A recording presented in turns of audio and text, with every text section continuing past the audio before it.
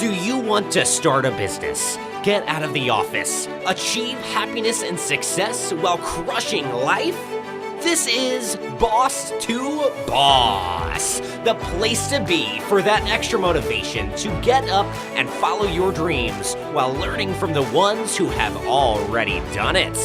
And now for your host, Miro. Welcome to Boss to Boss. Today's guest is dubbed by Best Self magazine as the Excuse Buster from Down Under. Lizzie is a certified personal trainer, integrative nutritional health coach, speaker, host of the Excuse Buster Show, and author of 2-Minute Moves.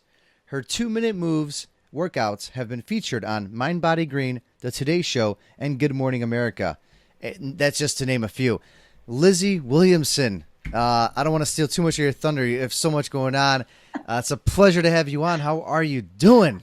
I am so good. Very happy to be talking to you from the other side of the world. Yes. And for all you watching, you can definitely see Lizzie smile, and this is going to be full of energy.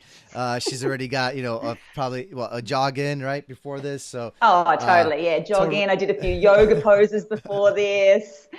Breathing technique. I'm ready to go. Love it. It's gonna be full of energy. This is good because usually I like to get people going a lot. So now maybe this is gonna be like two heads butting, so it's gonna be good. We're gonna be really going at it, and everybody that's following along, whether you're watching on YouTube, on Facebook, or listening on one of the podcast apps, be sure to check out at 2-Minute Moves. That's TWO Minute Moves, either on Instagram, Facebook, or .com, 2minutemoves.com, or YouTube as well. So you can follow along and see exactly what we're talking about and what the fuss is, and tell us, Lizzie, why 2 minutes? Why not 5 minutes? Why 2 minutes? I'm sure you've been asked this, right? It was a total accident when I first decided that I was going to get exercise back in my life again because I hadn't done it for ages. I had a baby and a toddler. I was in a really bad mental state. I had just been to my doctor finally after months and months of keeping these feelings to myself of this overwhelm and this anger and just this horrible, dark feelings. And I'd finally gone to my doctor and she had said to me that you have postnatal depression and also that her advice was when you get on a plane and they tell you to put your oxygen mask on first, that's what you have to do. And so when I went home after seeing her, I thought, okay, what can my oxygen mask be? And I thought, right, my oxygen mask can be some exercise. I'm going to do home workouts. And so I put a episode of Sesame Street on for my little girls, and I went to my kitchen bench. Thought, okay, I'm going to do a home workout. I used to be a ballet dancer, so I thought my kitchen bench can be my ballet bar. And so I thought, right, I reckon I'll get a 22-minute workout in. Even though it was the last thing I felt like doing, I was in a really bad mental state. I thought, I'm just going to give it my best and do it. And it was only like I started doing it. I was doing these plies, which is like leg bends at my kitchen bench, and a few leg raises. And it was seriously like a couple of minutes. And then my toddler called out to me because the little one had tried to bite her or something or other. And my first feeling was, oh, well, that's all too hard. I can't do this. Exercise is way too hard for me right now with the situation I'm in. But there was just something that happened in that couple of minutes that I thought, it just was this feeling inside of me, like that kind of felt good. That felt that moment that I took for me. And even though it wasn't this what exercise used to look like for me, this hour, this hardcore punching, kickboxing class where I was exhausted afterwards, it was just enough to the next day bring me back and do it again and do it again. And so that's when that's what it was. It was 2 minutes was all I got in. And then I had this total change of mindset of what exercise had to be and had to look like. And I really changed from that all or nothing mindset into this idea of 2 minutes here and there is so much better than nothing. And Right. it's an incredible thing to do, not only for your physical health, for your self-worth, but also for your mental health, especially in those days where you just think, I can't do this, I can't be bothered. I'm feeling too depressed, anxious, stressed. Like, well, okay, can you do 2 minutes? Yes, I can. Right. And I mean, if anybody tells you like, I have no time, come on, 2 Oh, yeah. minutes, 2 minutes. That's it. I would walk around my streets where I live up in Sydney's northern beaches, and people would sort of look at me like I'm the exercise police and sort of duck their heads because I'm like a personal trainer around town. I should be exercising. I know, I just don't have the time. And I heard that over and over again. And now no one says it to me anymore because I'm the 2-minute moves girl, because everyone has got 2 minutes. So when we say we don't have the time to exercise, that's really looking at, okay, we've got these rules around what exercise has to be. If we bust those rules and bust those excuses, we've got 2 minutes. You can start. You can actually get moving. Wow. So you started off with 2 minutes. Nowadays, would you say like the 2 minutes, I take it you probably do that numerous times then throughout the day, right? So what would, Yep, some people do. what's something you would like recommend? Like, cause you know, what do they say? Like 20 or 30 minutes a workout, right? Is the ideal workout or something like that a day? So what do you space that out throughout the day? Or do you feel like sometimes 2 minutes is enough? 2 minutes can be enough. What I try and do is just say to someone, just start with 2 minutes, because I think what happens is we say, okay, we need to fit in 20, 30 minutes in our day. And some days you think, I can't get that on my to-do list or get it ticked off our to-do list. That all just feels way too hard, the big thing. So I'd say if it's a matter of, I mean, I still sometimes have that black dog, that darkness kind of nipping at my heels. And those days when I am feeling quite black, I would say to myself, today you're going to do 20 push-ups at your kitchen bench. And even if that is all you do. And so even just simply by doing those 20 push-ups, I feel that little bit stronger, that little bit more like I can cope. And then exercise moves away from, okay, you've got to get this 30 minutes so you can get this six-pack and these toned triceps. Right. It becomes something that you do to help you throughout your day, to help you feel the way that you want to feel. And I think what happens then is that it can become a lot more meaningful, a lot more important, and a lot more integrated into your day, because you start to crave that movement and need it. Yeah, because it could definitely get overwhelming. You're thinking here like, oh man, I need this six-pack abs, or I need to go devote this hour. But because I mean, I'm sure a lot of the listeners, and it's something I dealt with, and making my whole transition as to why I left my previous job and career. Yeah, I mean, there was depression, anxiety, like things like that, and you don't want to get up, you don't want to go to the gym, you don't want to do these things. So it's as simple as like literally being there in place, right? I mean, what tips would you give? Like if you're just like there and you're like, Oh, yeah, and especially for us entrepreneurs. Like, we love our work. We're so passionate about it. So we'll just be on the computer firing and powering out and not want to stop.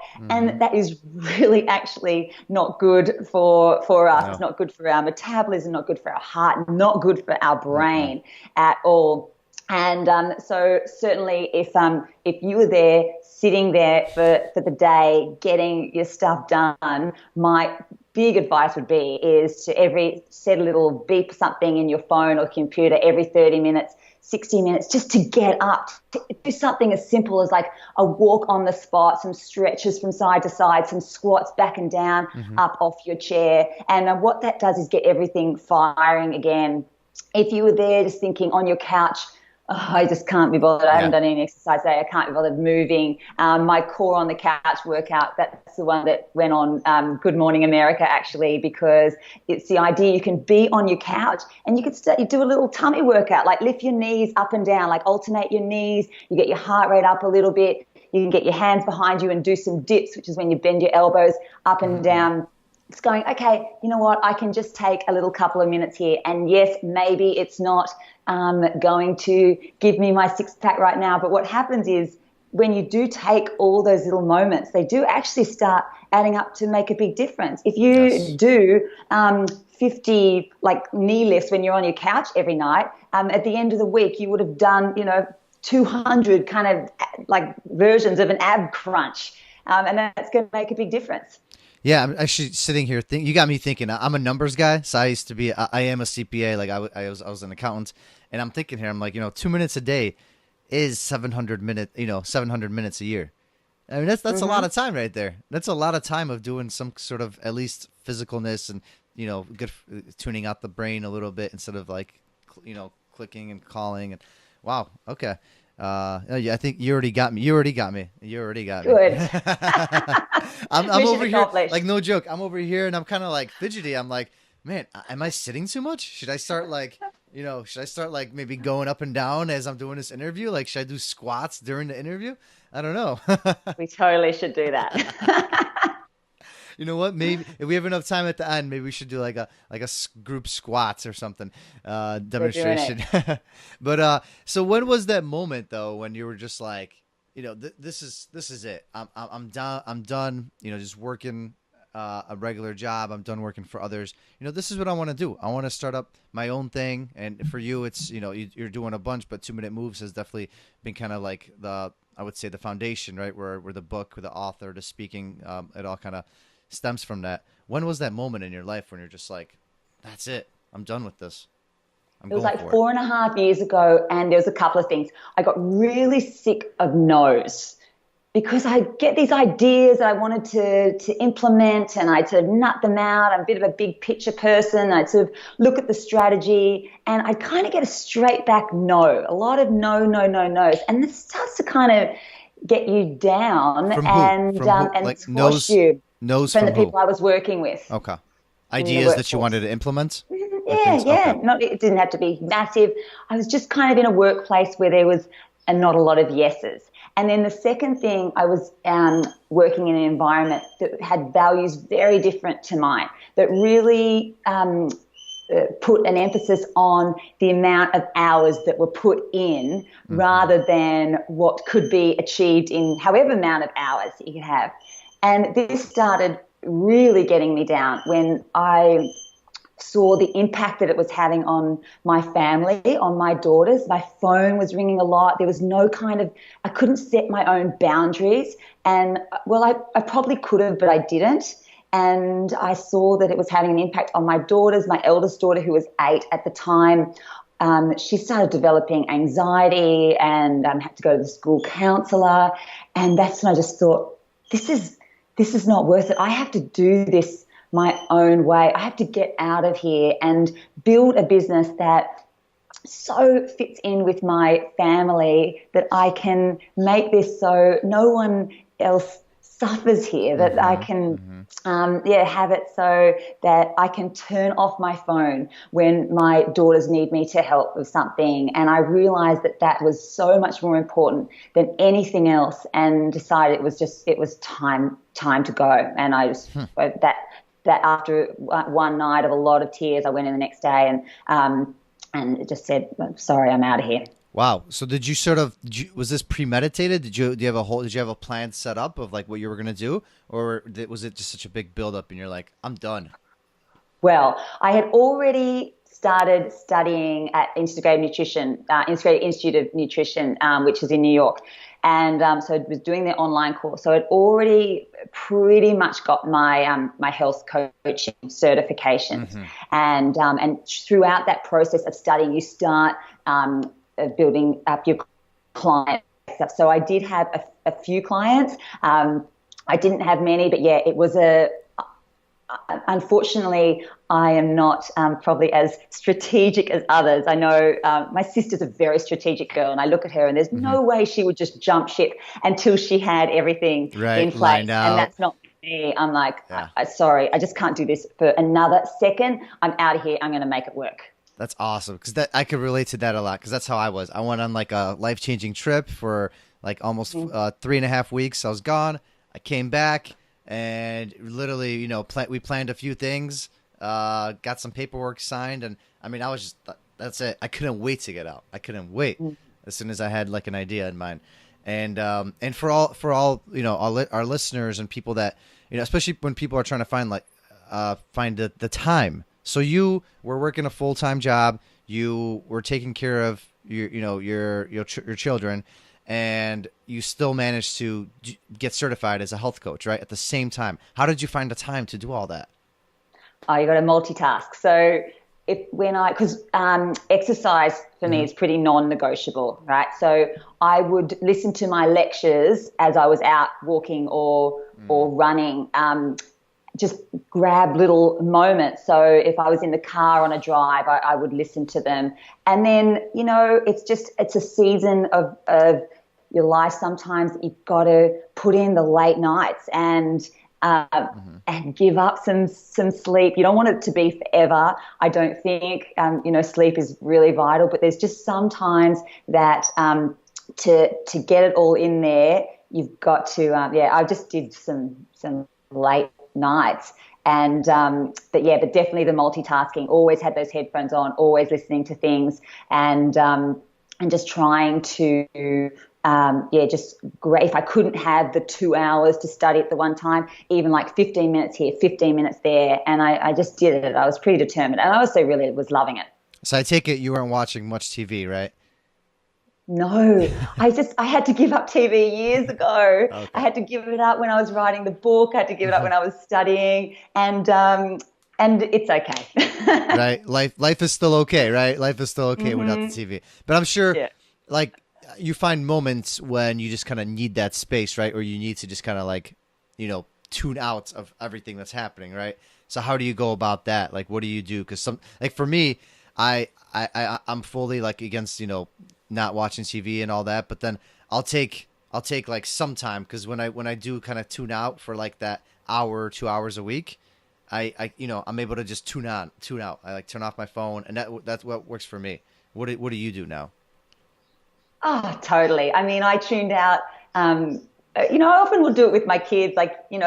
Yesterday afternoon we watched an episode of Nailed It together, and just sat there and it's like this crazy cooking show, and we just chilled out and had a laugh. But I think my favorite time is if I go for a jog and I've got this little spot that I sit on, and it's this rock, and it looks out onto all the trees, and that is just my moment. I just take a couple of minutes to breathe and to just try and just stop all the that's going on in my head. I sit there, I close my eyes, I do this amazing visualization that I learnt from Tara Moore's book, Playing Big, which is where you go and visit your future self and in your mind. And you've got this visualization of where they live, what they look like, and you've sort of set all that up already. And I can get there really quick now in my mind. And I sit there and I close my eyes and I go and visit my future self in 20 years.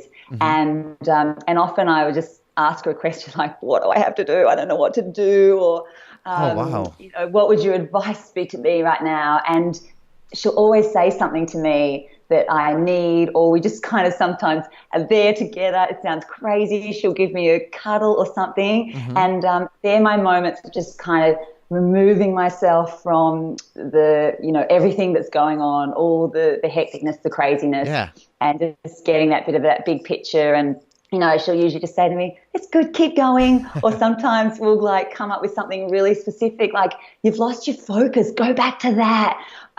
It's a really powerful thing to do, and it really, you can get those thoughts from just taking those few minutes of breathing and getting in the habit of I love that. Those breathing techniques. It's really powerful. What is that? Who is that by? Playing Big is the name of the book. Tara Moore. It's Moer, and she's got a lot of online programs and stuff as well. I read that book quite a long time ago, and it's about visiting your inner mentor. We so often are looking. She talks about looking outside for our mentors, which is brilliant, and we meet some amazing people who really inspire us. But I think I agree with her. Sometimes we forget to come back inside ourselves, and it's like every time I've sort of taken that time to do it, I've sort of got the answer.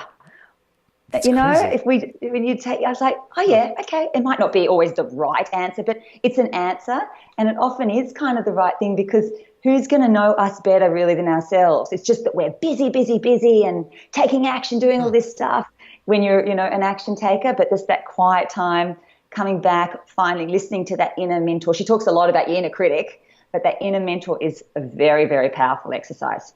Yeah, that's how you know this is a value-packed interview because not only if I'm over here sitting and contemplating numerous things right now, and that's and so I can't imagine what the listeners are thinking because I'm like, man, I can't wait later on to tune into some of these things and check it out. Like you got me thinking as we're doing this interview, so that's awesome. I love it. Right. Oh man, well. For the people that for the listeners or for anybody that was like me about a year and a half ago, I was sitting there in my cubicle. I was miserable. I wasn't I was depressed. I was filled with anxiety. A lot happened prior to the buildup of me leaving. What advice would you give someone like me that was in your shoes as well about whether or not this entrepreneurism is for them or not, because it's not easy. No, it's definitely not easy. One of the most powerful things I did was a 5-year plan. And I did a big reverse engineer. So I looked at what I wanted my life to look like, what I wanted to be doing, where I wanted to be with my family, my health, my financial position, my work, and then just went back because I'm a really impatient person. I want to be like there. I want to be at the 5 years now. And what that did for me was go, okay, what are the things that I have to do to get myself up there? And it's going to take some time, and there's going to be some time at the beginning here that it's okay to have some other things that are supporting you. Mm-hmm. Because I think I would listen to so many business podcasts, read so many books, and I feel like I bought into this dream that there was this formula. And if I followed this formula, I could just have this online business and I could launch this 6-figure business, and that it would all just fall into place. I wouldn't need anything else supporting me. That was it. That would be my success. And so I followed that all and I launched Crickets. Followed it all again, launched Crickets.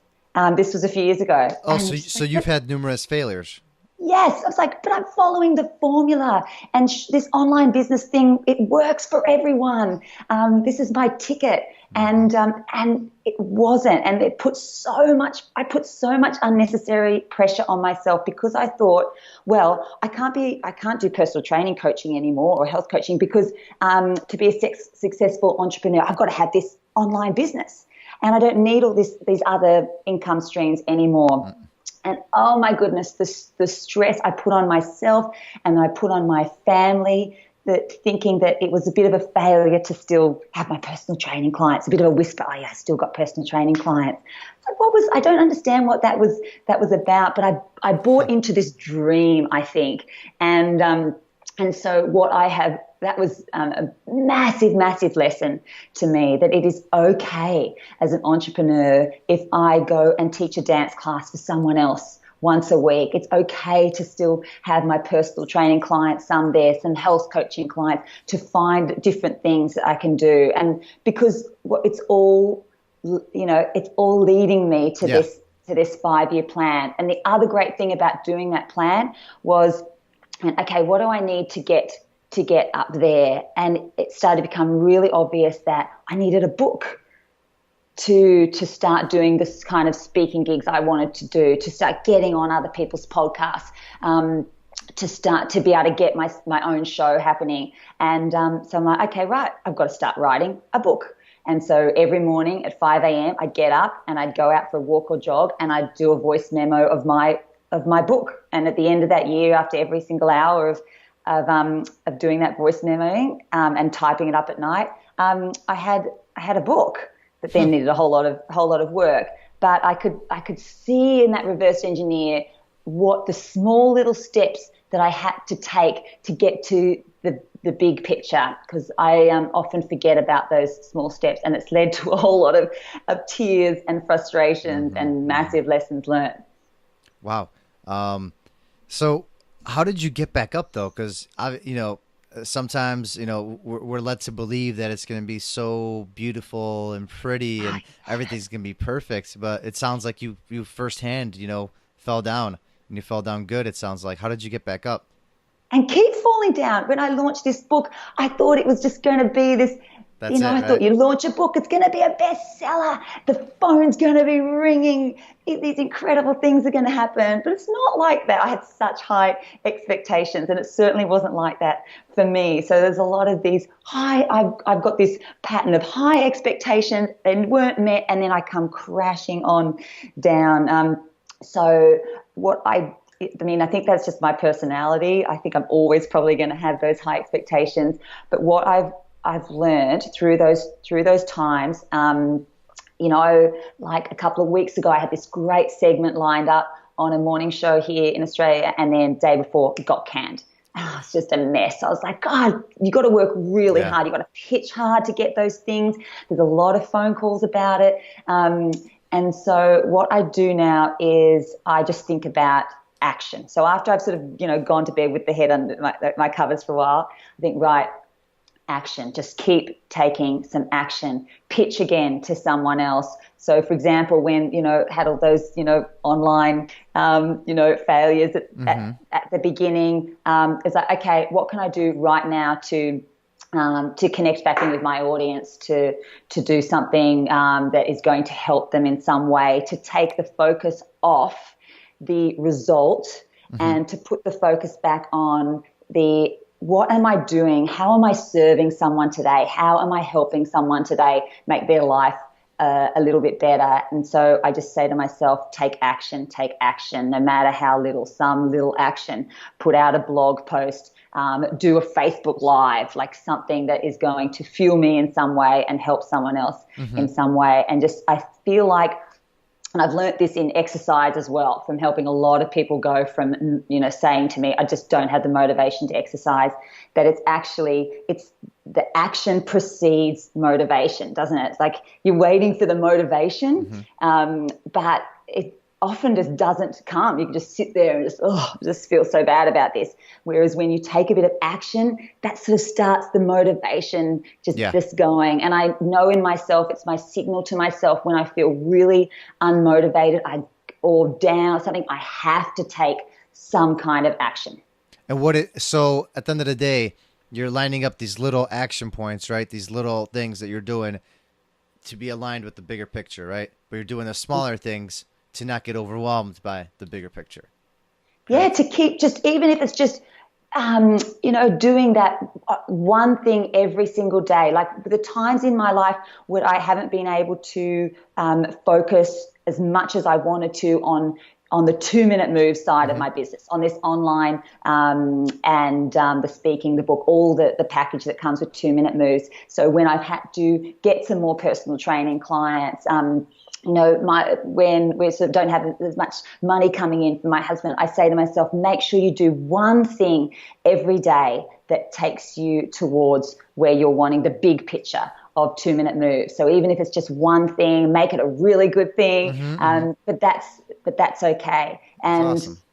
And what happens is from those launch failures, that I have put my focus into really getting to know what my audience wants, who my audience is. And because I see now when I launched those ones, like I didn't know them. I wasn't really speaking to them in a way that they speak. And from doing this for a few years now, for example, when I launched an online program about 6 months ago, it was a big hit because I knew what people wanted. I knew how to speak to my audience. I needed that time to learn, to hear, to ask some questions, and also to develop that trust of years of putting out content for them, of helping them in some kind of way. So it was good. Like these mistakes and these failures, they all added up because you learned from them, right? And now you know exactly what to do. Definitely. And I think what happened was because I had that desperation, I feel like you can smell when someone is desperate in a way. I know my husband's an actor and he always talks about it. When you go in that room and you're on camera, the camera can see if you are desperate, if you really need this job because everything is riding on it. And I feel like my audience can probably smell that too. And when I didn't have any other income streams. I mean, I'm still, all the things I'm doing pretty much now are still my own business, my personal training, health coaching, that type of stuff. But when I don't have that good thing that's bringing in that kind of regular money, when everything is riding on this, and for myself, then I lose sight of my values, of why I'm doing this as well. That's a good way to put it. I didn't really think about it as much, but that's when like my business really took off. It was when I did like pretty much put everything into it. I was, didn't have much left. I was going to move out of my apartment. I was about to move into my office until I found another living situation. And, it was when I was literally desperate. Yeah. I mean, that's a good way to put it. When I was desperate is when the biggest results happened. That's how you're fully committed. And that's how your audience and, everybody you deal with know. I love that. And so just a quick little tidbit for anyone that maybe is running a business, for the listeners or even someone like me, how did you go about like getting, on one of these TV shows, for example, like you saying pitch. Do you mind like giving a little quick insight as to how? No, not at all. Having the book was massive, right? There is something about having a book. So I got this book. I found a publisher. I couldn't believe it because I'm not like this massive YouTube star or Instagram star or anything. But I did this pitch that I did it's like pitching to TV shows, like pitching to anyway, when I pitched my publisher that I got, it was like a pitch of a lifetime, really looking at the story is so important. When you look at those morning shows, those TV shows, they want the story looking at, rather than I'd love to be on your show. It's like they don't care whether I want to be on their show. What am I going to do for their audience? How am I going to provide value for their audience? And why is this a really, really good story? How is this a story that they will then, promote on their Facebook page, that they can then take little snippets from? How can I make my story both fun and impactful? So the first pitches I didn't even, how did I get contact? I did some LinkedIn stalking. Did you call or email or send a letter? First of all, I sent the book. Okay. And I didn't, I didn't have the phone number at that stage, so I could have gone through the switch, but I'm a bit of a scaredy cat. So first of all, I did. No, I mean, whatever you did worked. Yeah. So sent the book, and then emailed, and now I will just email every few weeks, and out of each pitch, maybe 1 out of 10 if I'm lucky. And I really think about those pitches. I think about, what else is going on in the fitness, exercising space, if there's anything that really gets picked up on, and then how can I come in and pitch that story. And also, what has been a bit of a thing for me is because obviously morning shows, exercise, it's very much like, lose your tummy, all that kind of stuff, which isn't so much my message. But I figure, if I can get in there and get your foot in the door, right? Kind of get my foot in, and then still bring it back to my message, which I always do, which is very much like when you move, you feel really good. Then that's a great thing. So it's just pitch, just keep email, and then just have a really good subject line. Email's been the best. And then in your email, do you include like a PDF? Like, do you write it out, or do you do like videos? I will do very, very succinct because they're getting so many pitches a day. Can you imagine? So so my email headline will be something like core on the, like when my core on the couch workout went off on Daily Mail. So I'd say something like my core on the couch workout goes crazy on Daily Mail, segment idea.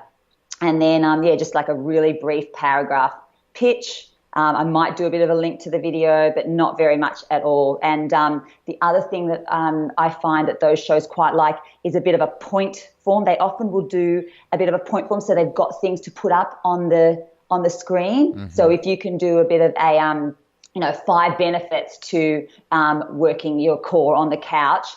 It does this for your heart. It prevents back pain. If they can sort of see, if you can almost write the segment for them, I found that's been successful. Right. That's great. That's great. That's very good insight. I appreciate you sharing that for for the listeners and for me. Like I'm over here always pitching things and any other ideas and but yeah. So now that onto our listeners' favorite segment of the show. Welcome to the round with no name because they're all taken. All right, the build-up is here. That was it. Lightning round. I wish that we were doing this last night. There was a crazy lightning storm going on around us. I was like, this is when I need to be talking to you. Would we have heard it? Oh, yeah. Yeah? Okay. You would have been shivering. That would have been awesome. That would have been cool. No, that would have been, I think that would have been a boss to boss first. Well, and everybody else tuning in, remember, it's at 2 Minute Moves to check out Lizzie and check out her videos. 2 spelled TWO. And now, without further ado, you're going to have 5 seconds to initiate an answer for every single question. It's going to be real quick. I'm just going to throw out a few questions. Just spit them out without thinking too much about it. Otherwise, my producer is lurking in the back somewhere, and we don't want to have to have him come in here and give me the talk. Oh, look, I play trivia with my 2 daughters, and I'm used to you got to be fast. Yes. All right. Without further ado, who is or has been your greatest mentor?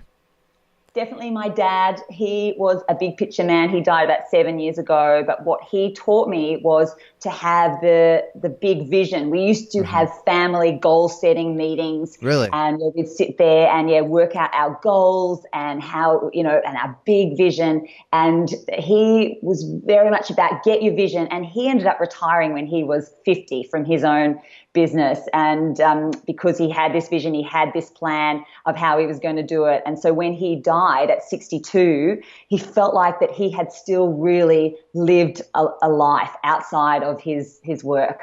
It's amazing. Which book is your favorite book? Daring Greatly, Brené Brown, for sure. When I read what she talked about, the vulnerability hangover, I could never work out when, after I spoke, did speaking gigs and things, why I just would feel so horrible.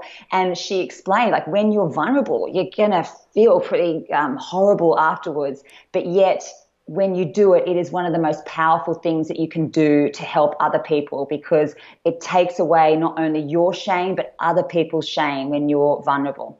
She's amazing. I read one of her books myself, Brené Brown. If you were stranded on an island, what is the one item you want with you?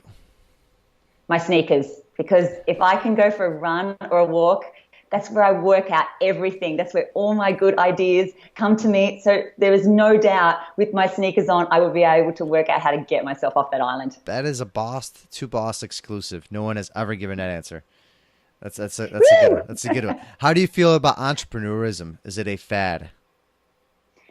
It's interesting. I'm reading a book at the moment, The Widow Clicquot, which is the lady who started Veuve Clicquot, the champagne, 1800s. She was the first female businesswoman, and she started in the 1800s. And I think that is the proof that it's not a fad. It's just going from strength to strength, and not only for men but for women as well. And yeah, so I love the fact that she, against all odds, was able to create her own business, and we now don't have nearly that amount of odds. My daughters just started about 6 months ago a scrunchie business, because scrunchies are back. You might not have heard that. And so there's no barriers now, and they're just getting orders from Etsy. It's going out of control, this Scrunchies with Love business. And so they, at 10 and 12, have become entrepreneurs. Like, the sky is the limit. I love that. It's a good way to look at it. If you had unlimited amounts of money right now and you had to start a business with it, but it can't be your own, what would it be? Well, I feel like for the past 4.5 years, I've been very, very focused on my own stuff of building this business, of fueling myself, of finding my passion and my purpose. And if all this money came my way, I would definitely work out a way to make more of a social business. and so that I could actually have a bigger impact on people that need it even more than the people that I am serving, to look at how I can open my doors up to my business for people who and needing more work and needing help. I'm not sure what it is, but I feel like that that money certainly opens up the doors to be able to help more people in a more social sense. So more like a not-for-profit, I'm assuming, kind of way, right? A little bit. Well, when I get our toilet paper delivered, that Who Gives a Crap? Do you get that? There, it's called Who Gives a Crap. So it's a social business, like Oh, really? like It's called Who Gives a Crap? It's called Who Gives a Crap. So you've got this toilet paper, and it's everywhere in Australia now. I'm sure it will go global. So it would be like half of the profits goes towards creating, toilets and things around in third world countries. It's like Tom's. Whenever I slide on my Tom's shoes, I'm just like, yes, or my Tom's sunglasses. I'm like, this business is not a non-for-profit business. They're making a profit, and yet from their profit, they're able to help people. So for me, it's something. And look, I'm saying that if money comes my way, I can do this. I could be doing this right now, and I feel it's. I'm quite passionate about it. Something to do with that. I love that. How do you drink your coffee? I don't drink coffee. Dang it. You know what? I struck out. It's not a health question. I've tried to like it, but I just don't like it. So do you consume caffeine at all? No.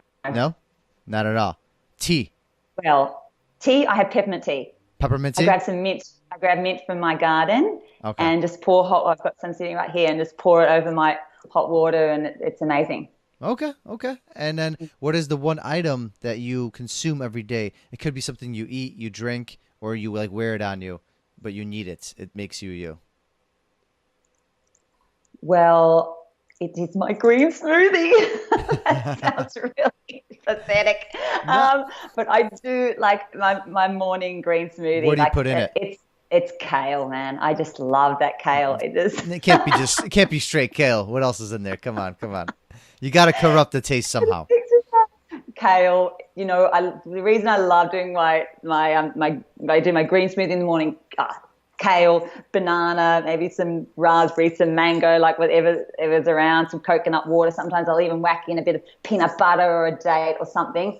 And I put on that blender, and that is the moment, and my girls always have a laugh at me because I put it on, and that's when I'll be doing my stretches, my heel raises, my squats at my kitchen bench. That's just my moment where I start my day, and I do my 2-minute moves. I don't know if you do, but you should record that. Like do like a Instagram or Facebook Live of you making your shakes while doing the stretches. You just go on my Instagram. You'll see that all over the place. Like you'll see me there at my clothesline, just out here, doing my squats as I'm hanging up the washing. I saw that. I didn't see any. Do you have one with you making the shake?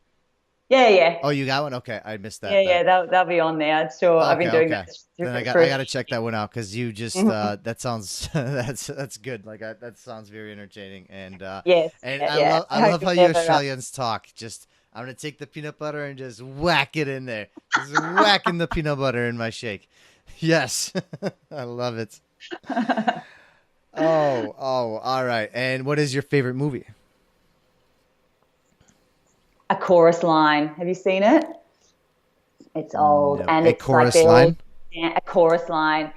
You might not love it. I was a professional dancer, and so it's all about the audition process. It's an 80s film. Michael Douglas is so young, and he is the guy who's working out who gets to be on the chorus, and massive Broadway hit as well. It's a musical as well. It's a really inspiring film and just shows like the discipline that you need and how much adversity you have to overcome as a dancer. All right. Well, we made it. You're still there. My producer never came out. Boom. It was a lot of insight in those questions, but it was good. It was good. We had to dig in and find out the meaning behind somebody's answers. So it was good. Very, very entertaining. It's been so good. I've been sitting opposite you, feeling like I'm sitting with a DJ. You got that DJ look. I feel like it's funny that you bring that up. It's hilarious that you bring that up. I used to be a DJ throughout all of college. I used to produce music and stuff like that. And once in a while, like if I get asked, just if I have time, I'll like do a gig here and there. And I did one last night actually. So I pulled these out of my bag. I was actually looking for them and I was like, where are they? And I forgot I had them in my bag because usually they're by my computer. So it's so funny that you bring that up. Oh yeah, you've totally got that vibe. I love it. Well, Lizzy Williamson, it's been a pleasure to have you on. Everybody at 2 Minute Moves, 2minutemoves.com. You can check out Instagram, Facebook, YouTube, you name it. You just start searching, and she'll pop up right away, and you can't miss the 2 Minute Moves. The mic is yours. Any closing thoughts? Any promotion or anything you're doing right now? The mic is yours. I would just really encourage you listening to this to find little ways in your day that you can get your body moving. There's a wonderful TED Talk by Wendy Suzuki, and she talks about how exercise is the most transformative thing that you can do for your brain. So if you are sitting there as an entrepreneur, powering out with your work, thinking you have no time to exercise, exercise is the thing that is going to not only give you more time, but give you a whole lot better quality of time. I'm totally here to show you heaps of little ways that you can easily get that exercise into your day. So I would love to connect with you, like Instagram, Facebook, and my website there. That's amazing. Thanks. Thanks so much for sharing that. I know the listeners will find that very insightful, and you give such a different perspective on entrepreneurism from the exercise perspective, right? Point of view. I love it. Well, it's been such a pleasure having you on, from across the world, across the earth. We were able to make this happen. Thanks so much for taking the time. And I look forward to catching up with you later on and seeing, where you're at at your 5-year plan or your 20-year plan at that point. Yeah. And vice versa. Thank you. Thank you so much. That is all for this episode of Boss to Boss. Your next step is to visit bosstoboss.com, where you will find proven techniques followed by professionals to help you make that next step. Again, that is boss2boss.com. And remember, the time is now.